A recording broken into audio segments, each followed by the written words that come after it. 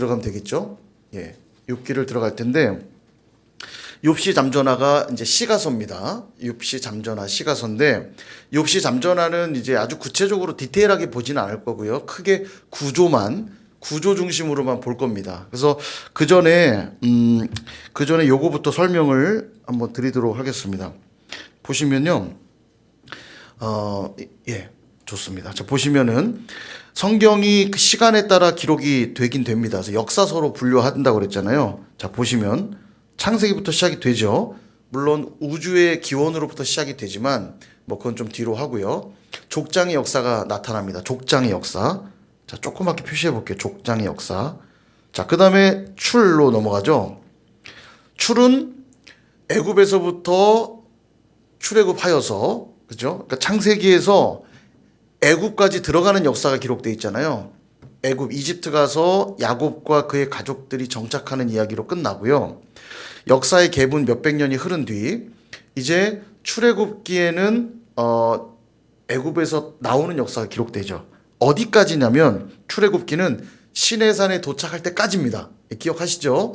출애굽은 애굽으로부터 나와서 홍해를 건너 시내산에 도착할 때까지만의 기록이에요. 광야 생활에 본격적으로 들어간 건 아닙니다. 물론 이제 그것도 광야 생활이지만 시내산 도착까지예요. 시내산에서 뭘 봤죠? 율법을 봤죠. 그게 레위기입니다. 그러니까 레위기는 출애굽기 아래 붙어야 돼요. 레위기는 시간의 흐름 따라 기록된 책이 아니고 율법서니까 시내산에 머무는 동안 근 1년 가까운 시간을 이제 시내산 보낼 때 율법을 받는 책이 레위기입니다. 예, 신의 광야에서 받은 책이 레위기예요. 자, 그런 다음에 그 이듬해 광야로 출발을 하죠. 그게 민수기입니다. 민수기는 방랑기라고 그랬죠. 광야에서의 시간들이 기록돼 있어요. 민수기가 광야에서 방랑을 다 마치고 어디까지냐면 모압 평지 도착까지입니다. 모압 평지. 모압 평지는 뭐 하는 데냐면 가나안 들어가기 바로 전이에요. 가나안 들어가기 바로 전까지가 민수기입니다. 자, 모압 평지에 도착해서 또 율법을 받아요. 예. 왜냐하면 1세대들이 다 죽었거든요. 그리고 다음 세대들에게 그동안 하나님이 인도하셨던 과정과 시내산에서 받았던 율법의 내용을 다시 한번 모세가 다음 세대들에게 가르치는데 그게 뭐냐면 신명기예요. 그게. 그래서 신명기도 밑으로 붙습니다. 이렇게 밑으로. 이해되시죠? 창출 레민신이 다 역사의 기록은 아니고 창출민이 시간에 따라 기록한 거라면 출애굽기 밑에는 레위기가 들어가는 거고 민수기 밑에 신명기가 들어가는 겁니다. 이건 두 개는 율법책이라 보시면 돼요. 레위기, 신명기는. 이해되시죠? 여기까지? 자, 이해가 되시면 정말 좋겠습니다. 자, 그 다음에 이제 가나안 땅에 들어가는 역사가 여호수아. 그죠? 여호수아가 죽고 나서 오는 시대가 이제 사사기죠. 그 다음에 룻기인데 수산 룻인데 룻은 사사시대의 기록이잖아요. 사사들이 치리하던 때에 이렇게 시작하거든요. 그러니까 룻기는 밑으로 붙으면 됩니다. 룻기 어느 즈음 있었던 이야기예요. 예, 이해되시죠? 수산 룻이 사사기 밑으로 들어가면 돼요. 룻자는. 자, 그 다음에 사사기가 끝나면서 오는 시대가 이제 왕정 시대가 시작되잖아요. 삼상. 그죠? 삼상은 대표적인 사람만 한 사람 기억하면 된다고 그랬죠. 누구죠? 왕이니까. 예, 늘 처음 듣는 분들처럼 계시니까 너무 좋아요. 제가 할 일이 많다는 얘기. 사울. 삼상은 사울을 기억하시면 돼요. 물론 다윗도 등장하지만 주인공은 사울이라 보시면 돼요. 예, 사울이 1대 왕으로 세워지고요. 삼상이 지나서 삼하는 그럼 누굴까요? 예, 다윗을 생각하시면 돼요. 많은 사람이 등장하지만 다 필요 없습니다. 그냥 기억하지 마시고 뭐 사무엘 선지자도 물론 중요한 사람이지만 사무엘 선지자는 사사기 시대와 왕정 시대를 이어주는 사람 정도로 기억하시면 돼요. 그러니까 사무엘 선지자가 직함이 되게 많아요. 사사이면서 선지자면서 제사장이면서 예, 여러 직함을 다 갖고 있죠. 어쨌든 가교 역할을 했던 사람이 사무엘이고요. 삼상은 사울을 기억하시면 되고 삼하는 다윗을 기억하시면 돼요. 자, 그 다음에 왕상하는 동시에 묶어볼게요. 솔로몬으로부터 시작해서 분열 왕국까지 우리가 아까 막 달달 외웠던 시드기야까지의 이야기라고 보시면 돼요. 실제 열왕기 하는 시드기야가 죽고 바벨론의 포로로 잡혀가서 멸망하는 이야기로 끝이 납니다. 그러니까 열왕기상하는 솔로몬 왕으로부터 시작되어서 북이스라엘과 남유다로 갈라진 이야기와 북이스라엘이 멸망하고 남유다만 남지만 남유다마저도 멸망한 이야기까지가 열왕기상하입니다. 자, 이렇게 됐죠. 그 다음에 역대상하인데, 역대상하는 뭐냐면 포로를 마치고 돌아온 사람들이 약 70년 이상의 또 70년 이상의 공백이 발생했잖아요. 그러니까 2세대, 3세대 막 다음 세대들이 들어오잖아요. 그래서 지난 다윗의 후손으로서의 역사들, 하나님이 우리 민족을 어떻게 인도하셨는가를 가르치기 위해서 기록된 책이 역대상하예요. 그래서 역대상은 여기에 붙으면 됩니다. 역대상. 사무엘 상하 밑에 붙으면 돼요. 그래서 물론 아담으로부터 역사가 시작된 얘기를 주구장창 하지만 핵심은 뭐냐면 우리의 메시아를 보내주시겠다 약속한 중요한 한 사람 다윗의 이야기를 하려고 역대상을 쓴 것이고요. 역대하는 여기에 붙으면 됩니다. 역대하. 열왕기 상하가 역대하 내용이라고 보시면 되는데 역대하의 특징이 있다면 북이스라엘 얘기는 거의 없어요. 남유다. 왜냐하면 유다가 메시아의 계보의 역사를 잇고 있기 때문에 유다의 역사만 기록했다 보시면 돼요. 자, 그러면 역대하의 시작은 어떤 왕부터 나올까요? 그렇죠. 솔로몬이 나오겠죠. 당연히. 예, 여기는 다윗이고 다윗, 솔로몬 이렇게 보시면 돼요. 자, 그 다음에 스느에가 남잖아. 역사서의 마지막 스느에.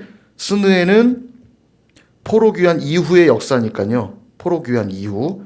스에는 1차, 2차 포로 귀환 얘기가 들어있고요. 느에는 3차 포로 귀환이 들어있고요.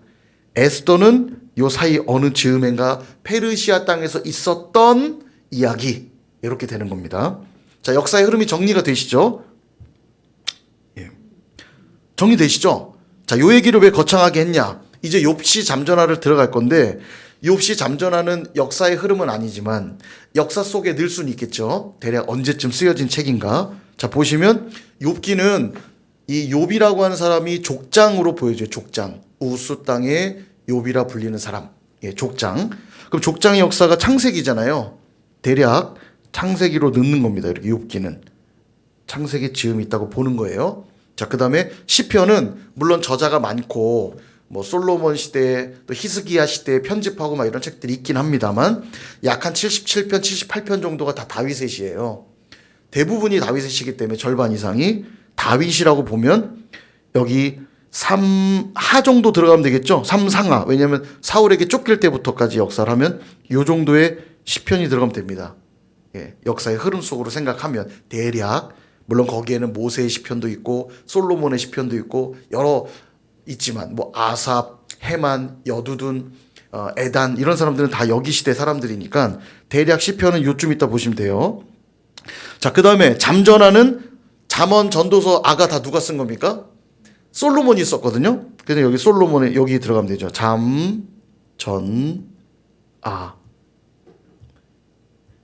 열왕기 상하 밑으로 들어가면 대략 맞는 겁니다. 요걸 설명드리려고 장황하게 지금. 근데 이건 저번에도 여러 번 했으니까 이 역사의 흐름을 알고 성경을 읽으면 도움이 많이 됩니다. 이게 어느 시기에 쓰여졌는지를 크게 알고 성경을 읽으면 마찬가지로 나중에 예언서 때도 보겠지만 예언서도 이 역사 속의 시간에 더 들어갈 수 있는 거예요. 예, 대부분의 예언서들은 예, 이 열왕기 상하 분열왕국 시대나 포로기 이후에 다 들어가죠. 이거 나중에 또 보도록 하겠고요. 욥시 잠전화가 그렇게 시대에 분류할 수 있다 보시면 되고 이제 욥기 들어갈 텐데 여러분 욥기 나눠드린 책자를 보면 주제는 뭐 하나님과 고난이라고 말할 수 있겠고요. 여기 지금 큰 틀의 구조를 만들어 놨습니다. 보이시죠? 자, 큰 틀의 구조를 보시면 예, 이게 동일하게 여러분 갖고 있는 책에 대한 PPT인데요. 자, 여기 보시면 맨 앞에 1장과 2장 여기요. 맨 앞에 1장과 2장. 그 다음에 제일 뒷부분 38장에서 42장. 여기는 밑에 보시다시피 산문이라고 되어 있죠. 산문. 이야기 형식으로 되어 있어요. 이야기 형식으로 돼서 읽을 때도 아주 재미도 있고 쉽게 이해가 가는데 3장부터 시작해서 37장까지는 운문 형식으로 되어 있습니다. 시 형태로 되어 있어요. 시. 그래서 읽으면 되게 어려워요. 어렵기도 하고 그리고 막 같은 얘기가 계속 나오는 것처럼 느껴져요. 그래서 욥기를 읽을 때 3장부터 37장까지가 생각보다 힘들어요.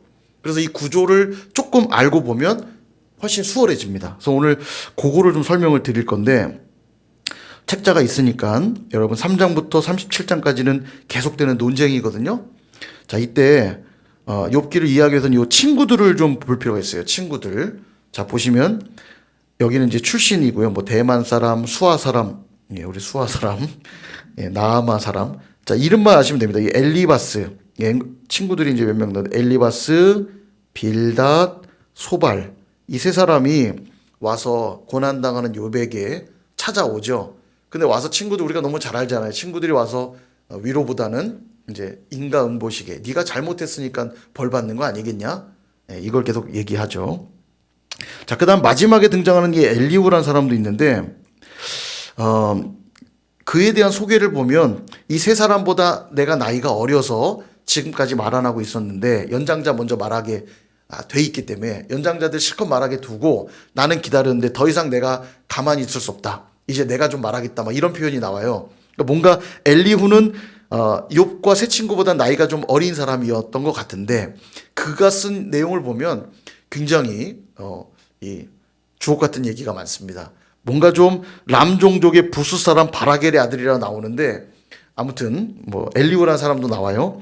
친구라고 할 수 있을까 모르겠습니다만 여하튼 이렇게 4명 정도의 등장인물이 있습니다. 뭐 욥의 아내, 욥의 자녀들도 있지만 거기는 좀 빼면 요 4사람이 등장한다는 게 중요한 내용이겠고요. 자, 그다음 자, 여기 보시면 이제 요게 재밌어요. 요걸 이제 이 구조를 잘 보셔야 됩니다. 여러분 책에 요거 그림이 있어요. 자, 보시면은 지금 각 장별로 10장씩 묶어놨습니다. 그죠?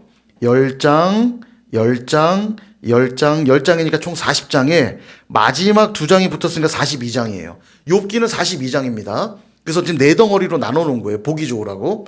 나눠놨는데 보시면 맨 처음에 1장과 2장에 사탄이 등장합니다. 하나님께 참소하죠. 욥이 하나님 복 주셔서 잘 믿는 거지. 복 뺏어 보세요.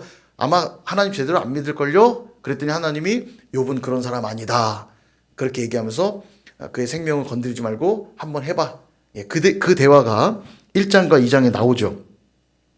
예, 그래서 사탄이 이때 등장한다라는 거 특징이 있고요.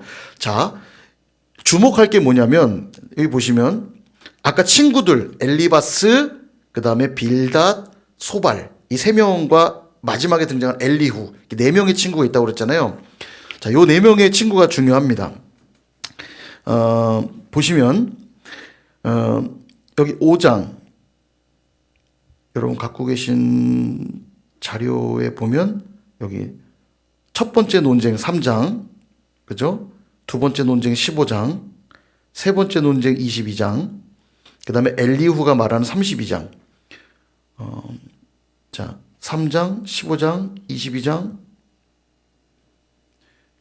자, 여기 3장. 예, 물론 욥의 대화부터 시작되지만 엘리바스와의 논쟁으로부터 시작이 되죠. 그 다음에 15장 역시 또 엘리바스, 그 다음 22장 엘리바스. 그러니까 3번의 친구들과의 논쟁이 시작될 때마다 그 논쟁의 첫 번째 등장하는 사람이 엘리바스예요. 엘리바스가 등장해요. 그래서 엘리바스를 중심으로 끊어보면 논쟁이 3번 이루어진다는 거 알 수 있고요. 그 다음에 순서대로 계속 나옵니다. 이제 소발이 여기 나오고요. 빌닷이 나오고 색깔을 좀 다르게 해놨죠. 이걸 참고하시면 되는데 물론 본문에 보면 뭐 빌닷이 이르되 이렇게 사람 설명이 나오긴 나와요. 근데 이렇게 대화를 지금 주거니 받거니 하고 있다는 걸 알고 읽으면 조금 더 쉽고 재밌게 읽을 수 있습니다. 그럼에도 불구하고 운문 형식이라 좀 어려워요. 자, 어쨌든 자, 그 다음에 32장부터 엘리후가 나옵니다. 32장부터 엘리후 혼자 계속 말해요. 이만큼. 그리고 엘리후의 대화가 끝나자마자 하나님이 등장합니다. 38장부터 하나님이 질문하기 시작해요. 욥에게 38, 39, 40, 41 계속 하나님 대화하고 하나님을 만난 이후에 욥이 마지막 42장에서 이제 내가 티끌과 재가운데 회개하나이다. 회개하면서 하나님을 뜨겁게 만나는 장면으로 결말을 맞이하죠. 자, 그래서 재미난 표 하나를 더 보여드릴 텐데요. 이거는 책에 없을 텐데 아까 그거랑 똑같은 그림이에요. 근데 저는 이게 눈에 좀 들어오더라고요. 보시면 엘리바스, 빌닷, 소바를 순서대로 이름을 뭐 조금 참조해서 A, B, 소발이니까 S, ABS 세 친구. 그 다음에 엘리후는 마지막에 나오는데 이제 L자 따서 E. 이렇게 친구들을 구분하고 표에다 딱 넣으면은 여기 지금 이게 10개씩 묶였다고 그랬잖아요. 이렇게 10개씩. 10개씩. 그러면 3, 6, 9죠. 3, 6, 9. 그러면 여기 가운데는 무조건 5입니다. 5. 그죠? 5. 그냥 5장. 15장. 25장. 그렇죠? 너무 어려운가요? 아무튼 요거까지는 안 해도 될 것 같아요. 몇 장인지 외우는 건 하나도 안 중요합니다. 예, 안 중요하고 중요한 건 아까 제가 말씀드렸던 엘리바스가 각 논쟁의 시작점이라는 거, 예, 그 정도만 알면은 나중에 읽으실 때 도움이 될 것 같고요. 마지막 엘리후의 대화도 32장부터 있다는 거. 요 정도 구조만 아시면 됩니다. 자, 큰 42장이라고 하는 장수가 길지만 이 큰 구조를 머릿속에 넣으면 조금 더 쉽게 볼 수 있겠죠? 자, 그렇게 해서 제가 욥기 몇 장 필요한 구절만 좀 찝어드리고 오늘 마치도록 할 텐데 성경을 좀 보도록 하겠습니다. 자, 1장 펜을 준비하셔서 몇 개 찝어드리는 것만 표시하면 읽으실 때 도움이 될 것 같아요. 1장 1절에 보면 욥의 정보가 나옵니다. 우스 땅에 욥이라 불리는 사람이 있었다. 그는 온전하고 정직하여 하나님을 경외하며 악에서 떠난 자더라. 이게 욥의 평가입니다. 괜찮은 사람이죠. 2절에 보니까 아들 7과 딸 3이 있었고요. 3절에 소유물이 얼마나 많냐면 양은 7,000마리, 낙타가 3,000마리, 소가 500결이, 암나귀가 500마리. 그러니까 종도 많았고 부자입니다. 부자. 자녀가 많은 것도 부자의 중요한 상징이고요. 재산도 많았고요. 거기다 하나님까지 잘 섬겼어요. 정말 최고죠. 예. 자, 이랬던 사람인데 사탄이 참소를 합니다. 자, 8절에 보시면 여호와께서 사탄에게 이르시되 내가 내 종 욥을 주의하여 보았느냐? 그와 같이 온전하고 정직하여 하나님을 경외하며 악에서 떠난 자는 세상에 없느니라. 예, 이게 하나님 평가입니다. 예, 욥이 진짜 괜찮은 사람이었던 것 같아요. 그러니까 9절에 사탄이 욥이 어찌 까닭 없이 하나님을 경외하겠습니까? 예, 복 주셔서 그렇다는 거예요. 재산도 많이 주고 잘해 주시니까 하나님 섬기는 거죠. 그랬더니 11절에 사탄이 이렇게까지 말합니다. 주의 손을 펴서 그의 모든 소유물을 치소서 그리하시면 틀림없이 주를 향하여 욕하지 않겠나이까? 여러분, 그래서 우리가 오늘 새벽에도 전사님 설교 때 그런 얘기를 했지만 우리가 예수님을 믿는 이유, 그리고 예수님을 믿는 이유가 무엇인가 되게 중요해요. 예수님을 믿는 이유가 뭔가 내 삶에 더 많은 것들을 소유하고 싶고 더 높아지고 싶고 뭔가 내 욕심과 정욕을 채우기 위한 목적이 될 때 사단의 이런 참소가 있으면 그냥 무너지는 겁니다. 그거는 하나님을 믿는 믿음이 있지 않으면 감당할 수가 없겠죠. 자, 그랬더니 하나님이 허락하십니다. 12절 사탄에게 이르되 내가 그의 소유물을 다 내 손에 맡긴다. 다만 그의 몸에는 내 손을 대지 말아라.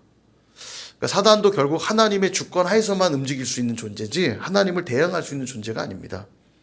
그렇다고 물론 하나님이 사탄을 잠시 활동을 윤허할 뿐이지 사탄을 이용해서 악을 조장하는 분이거나 죄를 짓도록 만드시는 분이 아니에요. 그러니까 여기서는 엄밀히 말하면 사탄에게는 물론 유혹이지만 하나님 입장에서 보면 시험인 거죠. 욥이 정말 어떤 신앙을 가졌는가를 시험하는 거예요. 자, 그래서 우리가 찬양 오늘도 부르기도 했습니다만, 자, 여하튼 굉장히 큰 고난들이 오고요. 21절 이 고난을 통과하면서 욥이 이런 고백하죠. 빨간 줄 거의 됩니다. 1장 21절은 핵심 암송 구절 중에 하나죠. 1장 21절 같이 한번 읽어볼까요? 시작. 이르되 내가 모태에서 알몸으로 나왔사온즉 또한 알몸이 그리로 돌아가올지라 주신 이도 여호와시요 거두신 이도 여호와시오니 여호와의 이름이 찬송을 받으실지니이다 하고. 아멘. 참 귀해요. 입으로 범죄하지 않고 다 주님이 주신 것인데 예, 주께 돌아가는 게 마땅합니다. 주님만 찬송 받으십시오. 우리가 찬양하잖아요. 주님은 주시며 주님은 찾으시네. 그 고백이 이 고백입니다. 주님은 주시기도 하시고 찾기도 하시는 분입니다. 모든 주권이 주님께 있습니다. 이런 고백이죠. 근데 시험은 더 거칠어집니다. 2장에 이제 그의 몸에까지도 어려움이 오죠. 발바닥에서 7절에 보시면 발바닥에서 정수리까지 종기가 나게 한지라. 예, 생명만 거두지 않고 그 몸에까지도 이제 허락을 하셔요. 사단이 거기까지 공격을 하죠. 그랬더니 아내가 이런 말을 합니다. 9절. 그의 아내가 그에게 이르되 당신이 그래도 자기의 온전함을 굳게 지키느냐? 하나님을 욕하고 죽으라. 예, 그래서 악녀, 양녀로 소문나 있는, 예, 버리고 떠나진 않았습니다. 옆에서 욕을 할 뿐. 예, 우리가 욥의 아내가 욥을 버리고 떠나는 걸로 아는데 떠나지는 않았어요. 옆에서 욕을 했죠. 주여. 자, 19장 17절에 보면 아내가 떠난 게 아니라는 걸 알 수 있어요. 여하튼 자, 그리고 났는데 11절에 드디어 새 친구가 등장을 합니다. 중간쯤 보시면 대만 사람 엘리바스, 동그라미 엘리바스, 그 다음 수아 사람 빌닷, 동그라미 나아마 사람 소발. 이 세 사람이 와서요. 13절에 보면 7일 동안 그와 함께 땅에 앉았으나 욥의 고통이 심함을 보므로 한마디도 말하는 자가 없었더라. 7일 동안 아무도 말할 수 없을 만큼.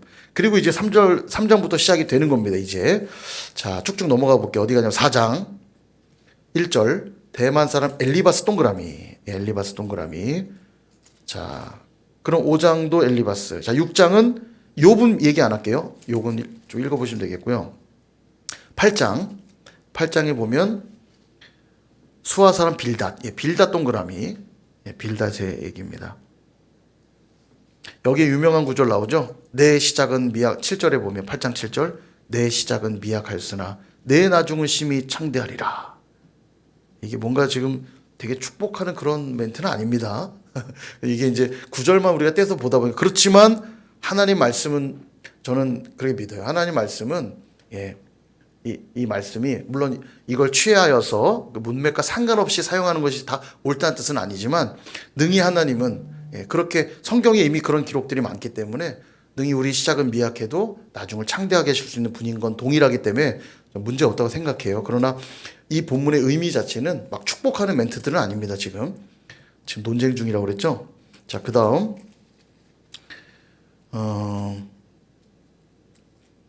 제가 여기 9장 13절에 보면 라합이라고 등장하는데 이 기생 라합이 아니고요.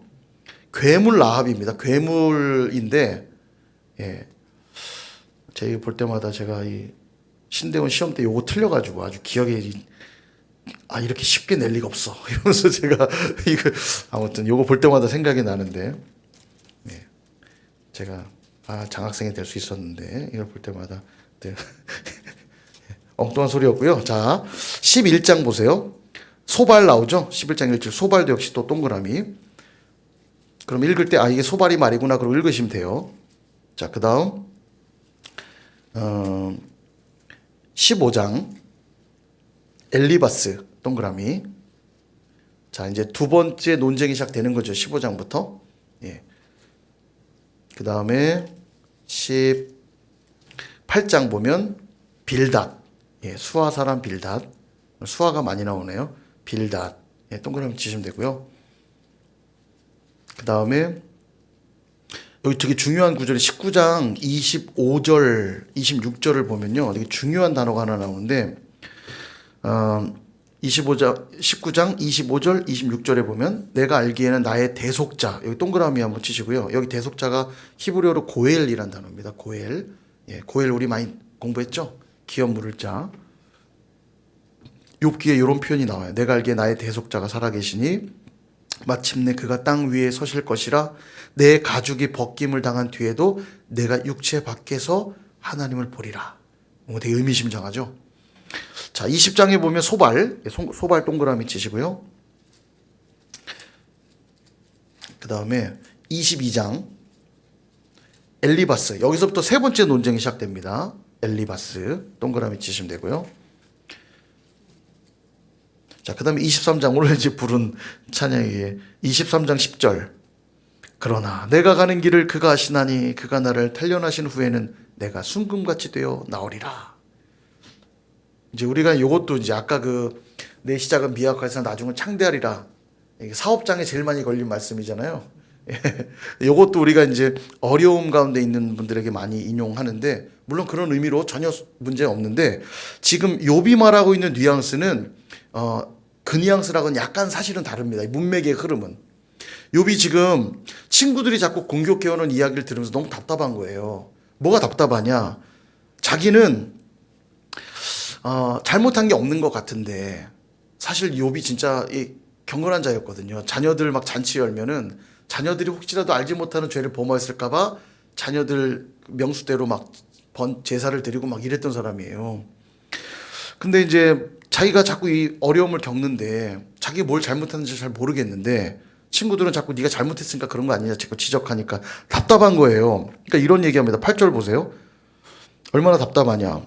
내가 앞으로 가도 그가 아니 계시고 뒤로 가도 보이지 아니하며 왼쪽에서 일하시나 만날 수 없고 오른쪽으로 돌이키시나 배울 수가 없구나. 하나님의 부재를 고백하는 거예요. 하나님을 아무리 찾아도 못 찾겠다는 거예요. 그러니까 정말 법정에서 내 죄를 가지고 한번 법정에서 따져 물었으면 좋겠는데 하나님을 그래서 찾아봐도 안 계신다는 거예요. 내가 한번 좀 따져 묻고 싶은데 제가 뭘 그렇게 잘못했습니까? 왜 이런 어려움이 제게 있는 겁니까? 그러면서 10절에 내가 가는 길을 그가 아시나니 그가 나를 단련하시는 후에 순금같이 되어 나오리라. 그러니까 그분이 나를 확인해 보신다면 내가 죄가 없다는 거 아실 거다. 그분 내가 다 안다. 그러니까 어떻게 보면 자기 변호하고 있는 멘트예요, 사실은.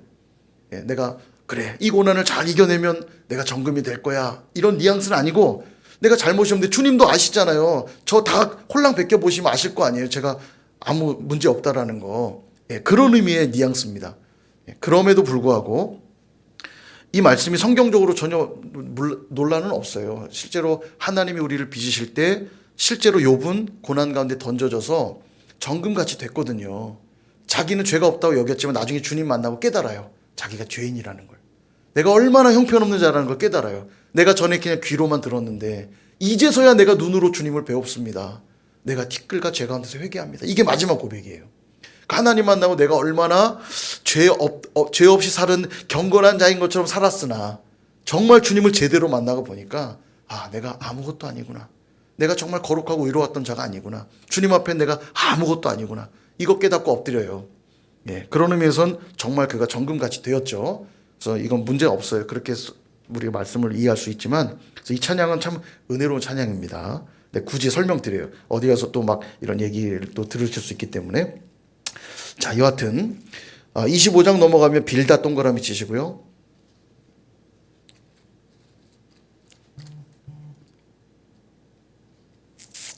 자, 그 다음에 28장은 되게 좀 중요한 장이기도 한데요. 이게 뭔가 전환이 이루어지는 장이라서 전환장이라고 부르는데 여기 보면 역시 28장 28절 유명한 말씀이죠. 주를 경외함이 지혜요 악을 떠남이 명철이니라. 이런 말씀이 나오고요. 그 다음에 쭉 어디로 가시냐면 32장. 32장에 가면 이제 드디어 마지막 등장인물 엘리후의 말이 나오는데요. 2절에 표시하면 되겠습니다. 2절에 람 종족 부스 사람 바라겔의 아들 엘리후 동그라미. 엘리후. 자, 32장부터는 계속 엘리후의 말입니다. 쭉 넘어갈게요. 38장까지 가시면 되겠습니다. 38장부터 드디어 하나님이 등장하세요. 친구들의 대화를 쭉 다 지켜보시고 욥의 답변도 들으시고 지켜보시던 하나님이 드디어 입을 여십니다. 뭐라고 하시냐면 38장 1절 그때의 여호와께서 폭풍우 가운데서 욥에게 말씀하시되 무지한 말로 생각을 어둡게 하는 자 누구냐. 너는 대장부처럼 허리를 묶고 내가 네게 묻는 것을 대답하라. 그리고 질문을 막 쏟아내거든요. 기가 막힙니다. 이 질문이요. 집에 가서 이거 꼭 읽어보세요. 내가 땅에 기초를 놓을 때 네가 어디 있었느냐. 알았다면 말해봐. 자기는 죄 없다고 지금 계속 항변했거든요. 내가 잘못한 게 없는데 너희들 나한테 그렇게 말하지 마. 나 정말 죄 없어. 하나님이 다 아신다니까. 아까 설명했죠. 막 그런 설명들을 끊임없이 했는데 하나님 묻는 거예요. 네가 그렇게 옳으냐? 네가 그렇게 대단하냐? 그럼 대답해봐라. 질문들이 다 기가 막힙니다. 막 7절 보세요. 새벽별들이 기뻐 노래하며 하나님의 아들들이 다 기뻐 소리를 질렀다. 바다가 나올 때 그것을 가둔 자가 누구냐?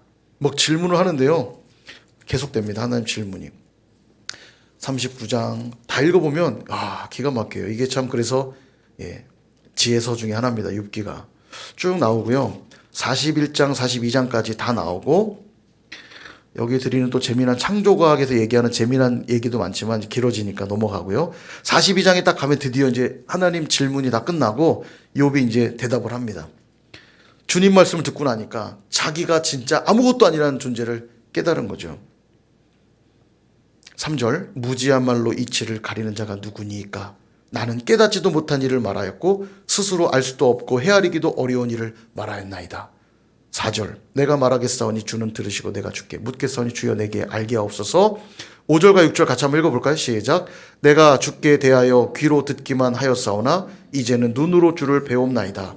그러므로 내가 스스로 거두어드리고 티끌과 제 가운데서 회개하나이다. 아멘. 아주 저는 가장 감동적인 말씀 고백이 아닌가 싶어요. 여러분 늘 우리가 여러 번 말씀드렸지만 회개는 막 죄 많고 형편없는 자가 하는 게 아니라고 그랬죠. 회개는 진짜 경건한 자들이 하는 겁니다. 왜냐하면 하나님께 가까이 가면 가까이 갈수록 빛 대신 그분 앞에 전에는 보이지 않던 것들이 환히 다 보이거든요. 그러니까 하나님을 더 알아가면 알아갈수록 뭐가 더 많아지냐? 회개가 많아질 수밖에 없어요. 내가 티끌과 제 가운데서 회개한다는 고백을 늘 하지 않을 수가 없어요. 아니 내가 얼마나 열심히 교회에서 사역하고 내가 얼마나 신앙생활 열심히 했고 말이야 내가 누군지를 알아? 진짜 그 사람은 신앙이 저 바닥에 있는 사람이에요. 정말 신앙이 깊은 사람들은요 내가 늘 죄인이란 고백 안 할 수가 없어요. 주님의 그 영광의 빛이 늘 나를 비추니까 내가 어젯밤에 던졌던 그 말 한마디 머릿속에 지나갔던 생각 하나까지도 하나님 앞에 너무 죄스러워서 주님 제가 이렇게 형편없는 자입니다. 주님 내가 이렇게 연약한 자입니다. 고백하지 않을 수가 없다니까요. 욥은요 하나님 평가 이미 1장에서 하셨어요. 욥과 같은 자는 이 세상에 없다. 그럼에도 불구하고 그 거룩한 하나님 만나니까요 욥이 완전히 엎드려지는 거예요. 하나님 제가 죄인이군요. 이 욥기에 참 가장 멋진 대목이 아닌가 저는 생각이 들어요. 늘 그래서 여러분 빛 대신 그분 앞에 나아가 늘 거룩하고 정결하게 빛 대신 그분 앞에 거룩한 백성으로 서 있을 수 있기를 주님의 이름으로 축복합니다. 그리고 놀라운 건요 욥이 이렇게 하나님 만난 은혜를 나누고 나니까 욥을 통해서 어떤 일을 하냐면 보세요. 7절 여호와께서 욥에게 이 말씀하신 후에 여호와께서 대만 사람 엘리바스에게 이르시되 내가 너와 내 두 친구에게 노하나니 노하셨어요. 이는 너희가 나를 가르쳐 말하는 것이 내 종 욥의 말같이 옳지 못함이니라. 그러니까 욥이 옳지 않아서 하나님이 따지신 게 아니에요. 그러나 그는 스스로 옳다고 한 것까지도 하나님 회개시키신 거고요. 사실 욥의 말들은 옳았다고 얘기하시죠. 그러나 너희들의 말은 옳지 않았다. 혼을 내세요. 노하셨어요. 그리고 어떻게 그들의 죄가 용서되냐면 8절을 보세요. 그런즉 너희는 수수 7 순양 7을 가지고 내 종 욥에게 가서 너희를 위하여 번제를 드리라. 내 종 욥이 너희를 위하여 기도할 것인즉 내가 그를 기쁘게 받으리니 너희가 우매한 만큼 너희에게 갚지 아니하리라. 이는 너희가 나를 가리켜 말한 것이 내 종 욥의 말같이 옳지 못함이라. 욥의 용서를 통해 용서를 받게 하세요. 이게 욥에 주시는 은혜고 축복입니다. 선을 악을 무엇으로 갚아야죠? 선으로 갚으라. 그렇습니다. 우리가 하는 일은 이런 일이에요. 우리가 하나님으로 용서받은 그 은혜로 내게 사실 와서 세상에 자식들 다 죽었죠. 재산 다 탕진했죠. 심지어 몸에 막 정수리로부터 발까지 막 종기가 나서 기와장으로 글자를 만들 만큼 여러분 가려움이 피부병이 고통 중에 가장 큰 고통 중에 하나라고 그러잖아요. 그 가려움 막 견딜 수가 없어 기와장으로 긁어야 되는 그 고통을 겪고 있는데 옆에 와서 그냥 막 난도질을 하잖아요. 친구들이요. 네가 그따위로 살았으니까 그런 거 아니냐? 네가 잘못이 없는데 이런 벌을 받겠냐? 막 이런 거기에 이 욥이 어떻게 결국 반응하냐면 하나님께 그들을 위해 제사를 드리잖아요. 용서를 구하고. 이게 그리스도인의 삶의 모습입니다. 하나님이 갚으시잖아요. 하나님 갚으시는 걸 알고 우리는 선으로 갚는 거죠. 자, 그리고 이제 여기서 이제 또 엄청난 축복이 있습니다. 10절. 욥이 그 친구들을 위해 기도할 때 여호와께서 욥의 곤경을 돌이키시고 여호와께서 욥에게 이전 모든 소유보다 갑절이나 주신지라. 여러분 하나님은 갑절의 복을 주시는 분이세요. 안 믿으시는 분위기인데 믿으시길 축복합니다. 이런 말에 아멘. 갑절이나 복 주시는 분이세요. 하나님의 뜻대로만 여러분 순종하시면. 보세요. 친구들을 위해 기도할 때 하나님 말씀 따라 먼저 자신의 죄를 회개하고 주 앞에 겸손히 엎드리고 친구들을 하나님 은혜로 용서하고 축복하고, 그러자 욥에게 하나님 갑절의 복을 주시는데요. 왜 갑절의 복이냐? 보세요. 13절. 아들 7과 딸 3을 두었으며, 자녀를 또 주세요. 갑절 맞죠? 죽은 자녀들도 있으니까 2배잖아요. 그죠? 그 다음에 재산도 보세요. 12절. 처음보다 더 복을 주셔가지고는 양 14,000, 낙타 6,000, 소 1,000결이, 암나귀 1,000, 2배로 다 주십니다. 처음 1장에서 읽었던 거 곱하기 2하면 거의 다 맞습니다. 그리고 16절. 그 후에 욥이 140년을 살며 아들과 손자 4대를 보았고 욥이 늙어 나이가 차서 죽었더라. 자, 아마 2배로 복을 받았다니까 아마 70세에 고난을 당하지 않았을까 싶어요. 140년을 더 살았다고 하니까 추정입니다만, 여하튼 참 이게 욥의 이야기가 감동적이죠. 정말 그가 나를 단련하신 후에 정금같이 나오는 이야기가 펼쳐졌고요. 결국 정금같이 된다는 건 우리 안에 있는 불순물들 제거하는 거 아니겠습니까? 하나님이 우리에게 영광의 빛을 비춰주실 때 우리 안에 있는 불순물들, 죄된 것들 다 태우고 도려내면 하나님 보시기에 정금과 같은, 순금과 같은 사람이 되는 거죠. 그리고 그런 자들 통해서 하나님은 복을 흘려 보내주세요. 주변에 새 친구도 욥 때문에 또 복을 받고요. 그죠? 여러분들이 그런 축복의 통로들을 또 되시기를 축복합니다.